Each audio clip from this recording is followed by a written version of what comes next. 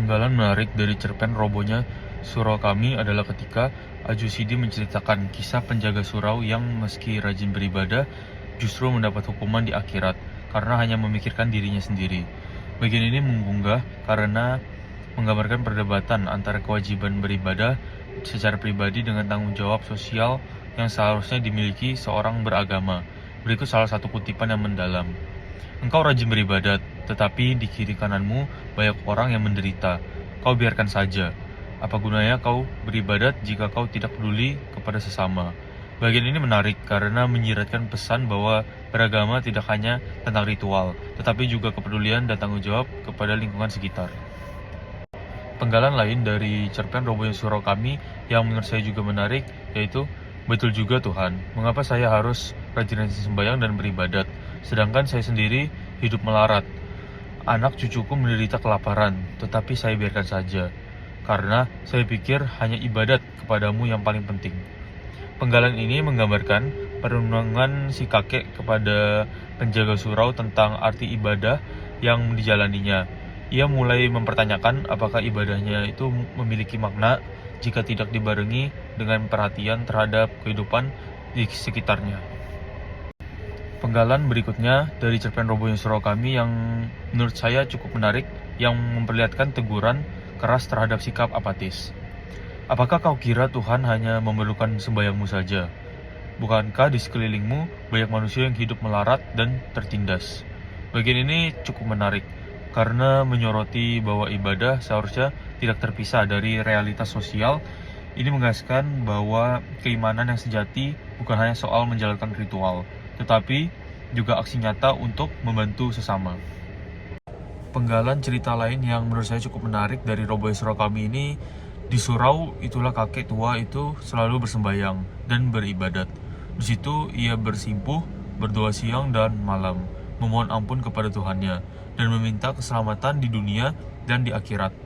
Namun, di dunia, ia tidak berbuat apa-apa selain itu. Penggalan ini cukup menarik karena menggambarkan ironi dalam kehidupan kakek penjaga surau yang hanya berfokus pada beribadah, namun mengabaikan tanggung jawab sosialnya. Pesan yang disampaikan adalah bahwa hidup tidak hanya soal beribadah, tetapi juga berbuat sesuatu untuk kebaikan orang lain dan sesama. Penggalan lain yang menurut saya juga cukup menarik dari cerpen robohnya Surau Kami yang menggambarkan perasaan batin si kakek ketika mendengar cerita Ajosidi. Kakek itu tertegun, terpaku mendengar cerita Ajosidi. Lama ia termenung, memikirkan dirinya sendiri. Apa gunanya hidup selama ini jika hanya untuk dirinya sendiri? Penggalan ini menarik karena memperlihatkan momen introspeksi mendalam dari kakek yang selama ini menganggap ibadahnya sudah cukup. Ia mulai menyadari bahwa mungkin ada yang kurang dari hidupnya, yaitu kepedulian terhadap orang lain. Penggalan lain yang juga cukup menarik menurut saya dari cerpen robohnya Surau Kami, bagaimana mungkin aku bisa salah, pikir si kakek.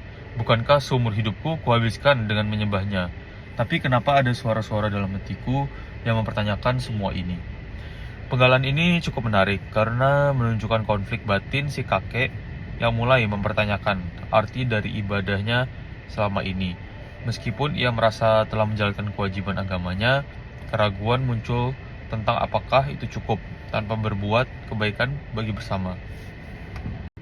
Penggalan berikutnya yang menurut saya cukup menarik juga dari cerpen robohnya Surau Kami, yaitu surau itu sepi sekarang. Tak ada lagi suara orang mengaji atau berzikir. Hanya tinggal kenangan tentang kakek tua yang dulu setia di sana. Penggalan ini menarik karena menggambarkan suasana kesedihan dan juga kehampaan setelah kakek penjaga surau tiada. Surau yang dulu penuh dengan kegiatan ibadah kini ditinggalkan, seakan menjadi simbol kosongnya nilai-nilai agama dan juga sosial yang semestinya dihidupkan dalam kehidupan bermasyarakat. Penggalan berikutnya yang cukup menarik juga dari cerpen robohnya Surau Kami, Ajosidi tersenyum pahit. Apa gunanya kau hidup kalau hanya memikirkan dirimu sendiri, katanya. Apakah surga hanya untuk mereka yang rajin sembahyang dan juga berpuasa tanpa memikirkan sesamanya? Penggalan ini menurut saya cukup menarik karena melalui kata-kata Ajosidi, cerita ini menyampaikan kritik tajam terhadap pandangan yang hanya fokus pada ibadah, individu tanpa kepedulian sosial. Al-Jushidi mempertanyakan, apakah arti sesungguhnya dari keimanan yang tidak diwujudkan dalam tindakan nyata untuk membantu sesama. Penggalan berikutnya yang menurut saya juga cukup menarik, yaitu kau kira Tuhan hanya mementingkan sembayangmu.